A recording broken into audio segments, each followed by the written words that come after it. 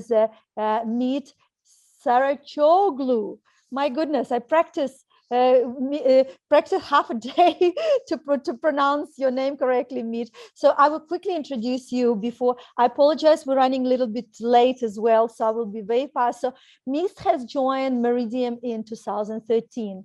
Since then, he has worked in the development and financial structuring of numerous infrastructure projects in Europe and Africa, particularly in renewable energy, healthcare, and transport sector. He is currently based in Dakar, Senegal, as a Senior Vice President of Development for West Africa. So those of you who don't know, Meridiam is a global investor and asset manager specialized in developing, financing, and managing long-term public infrastructure projects with over 18 billion of assets under management. So Meridiam develops, finances, builds, and manages various types of projects like utility networks and services, transport infrastructure, and social infrastructure and public buildings. Mete, it's a great pleasure to have you here. Thank you so much for joining us here. The stage is yours. Thank you very much, Oksana, and warmest greetings to all the audience and all the other panelists. And congratulations to you for putting together this organization. It's quite success, and very happy to be part of this. So just let me maybe quickly share my screen to run through the presentation. Conscious of the time, also I'll try to keep short. So as you done a great introduction, so Meridiam. We're a developer investor that has been founded in 2005. Since then, we are very active in OECD countries and in Africa, and also some of the emerging markets like in the Eurasia region. So we have more than $18 billion of assets under management. We have raised our fourth generation funds. So far we have invested more than 70 billion of USD capital. And the projects that we have developed amounts to more than 100 across these geographies. So in terms of presence, we are present now in 11 places, in fact, so including Africa, and I myself based in Dakar, Senegal.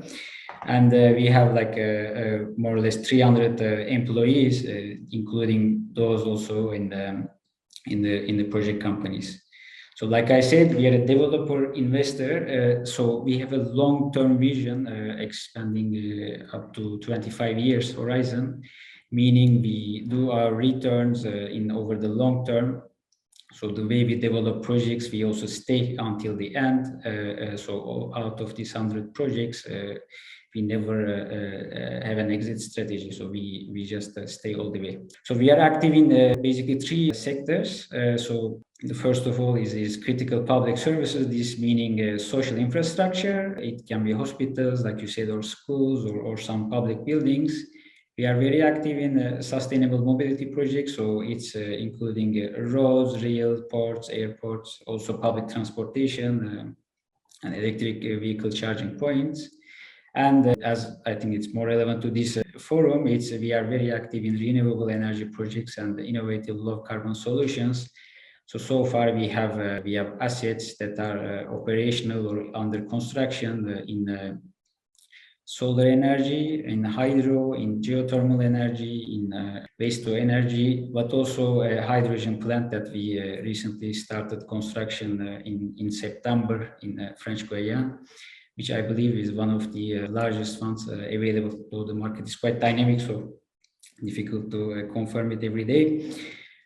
So without losing too much time, maybe just also a couple of words on the way we integrated, in fact, because this was touched upon by some previous panelists also during the keynote.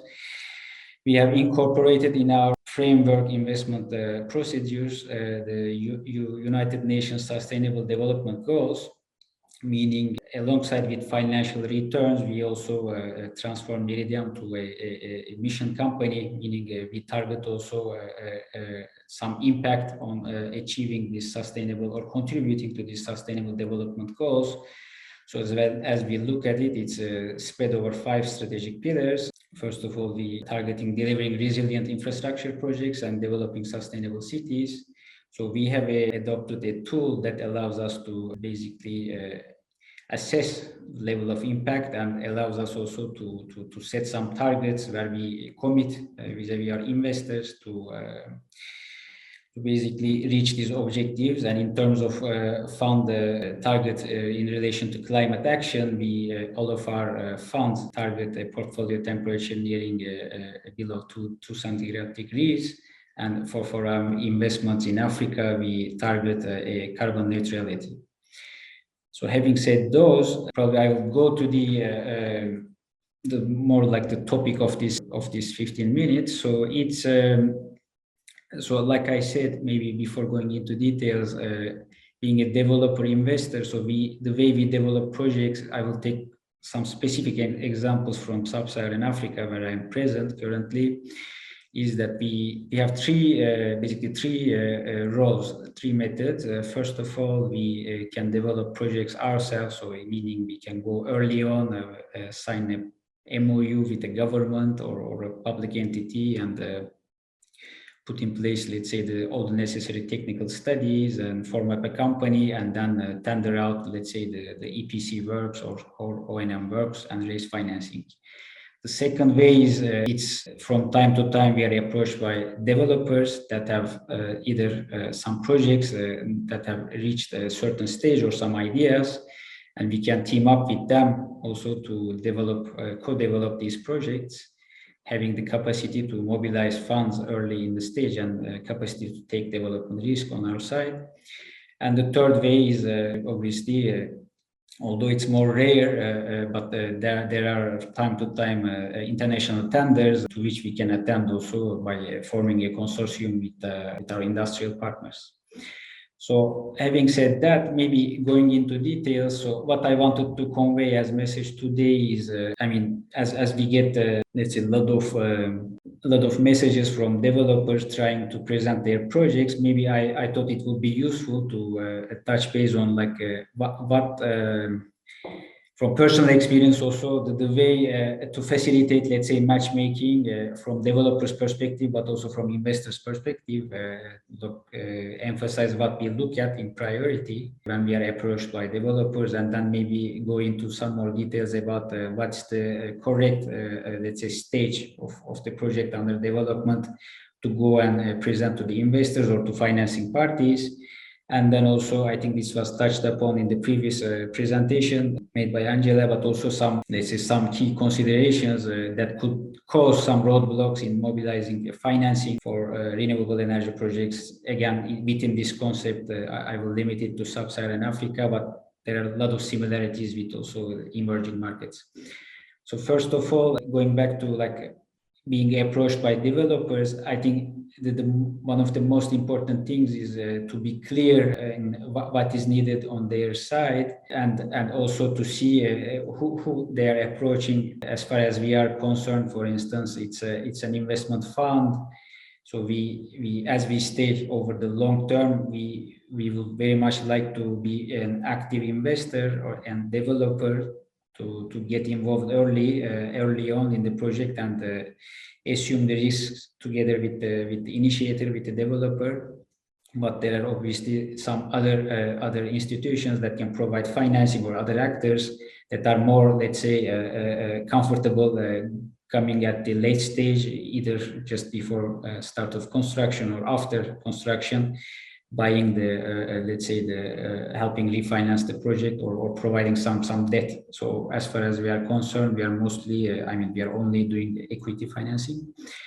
Then also there are some questions regarding whether it's a corporate financing or it's like an asset financing. So that matters also as far as we are concerned. Again, the way we do is basically there's a project company that owns certain assets, so it's not like a corporate financing or M&As, though it's also possible to do some kind of platform investments if there are, let's say, some developments or a pipeline, a specific pipeline. Then I think one of the things that we run into often is that lack of clarity on what developer or initiator is supposed to do in the project. Is it like, let's say, an agent that is just bringing an idea, or it's really let's say a company or some technical, let's say, expert that has a solution, that has spent time with it, and that has some intention to stay in the project and co-develop the project with us. That I think plays an important part. Then obviously it's a demonstration of project rationale and its feasibility, its economical and technical feasibility. That's often important before presenting the project to investors like us. And then finally, it's obviously the project size, like it was mentioned in previous presentations.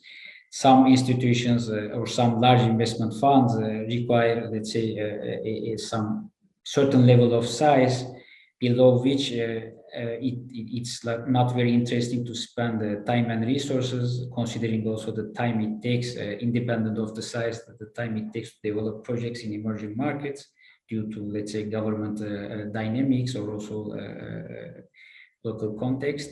The location, current stage, and the development schedule. So those are, in fact, some useful, let's say, messages to pass on while approaching investors like us, and that can also facilitate, let's say, matchmaking between us and different developers. Then, as we move on, so what is the expected level of maturity for, let's say, for unsolicited renewable energy proposals? So there, what we would expect is, I mean, from experience again, it's having a certain level of a preliminary design, some initial impact assessment on basically about the project. It can be an Asia scoping report. It can be some more details. Having some technical studies in place, having also a preliminary, let's say, presentation of the legal framework, just showing that the developer is not proposing something completely, let's say, outside the framework and which will require, let's say, a lot of amendments to the local legislation for the project to be able to put in place. But having said that, then the second most important part is obviously having a certain level of security on the project side, because it's usually an issue with, especially in developing emerging markets. And also having secured an off-taker that is, let's say, credible, or at least having a PPA term sheet that is bankable, accepted by a certain off-taker. Then, if we move on for the key considerations regarding the roadblocks that we can run into while developing projects, it's first of all, again, I think it echoes on what I said earlier, but the project ownership, I mean, stakeholders around the project is quite important. So, I mean, we can run into cases where there are some, let's say, personal persons having stakes in some of the, let's say, projects versus some companies having stakes in some of these projects. So that eases, let's say, a part of a level of KYC checks and also a level of exposure. Then we have most of the times, as it's applicable for unsolicited proposal, is like when we do direct development, procurement process becomes quite important and critical. So what's important is to justify the procurement process that is in line with the local legislation, and that the solution provided is competitive. So there's some kind of value for money analysis that needs to be put in place in order to justify again and demonstrate the competitivity of the solution from off-taker's perspective. Then if we move on, what's important is the ESG impacts and the contribution to SDGs. Often there are a lot of resettlement and restoration of livelihood issues around project sites where local legislations are not, let's say, not sophisticated enough to be in line with the IFC performance standards, which also forms part of our investment procedure.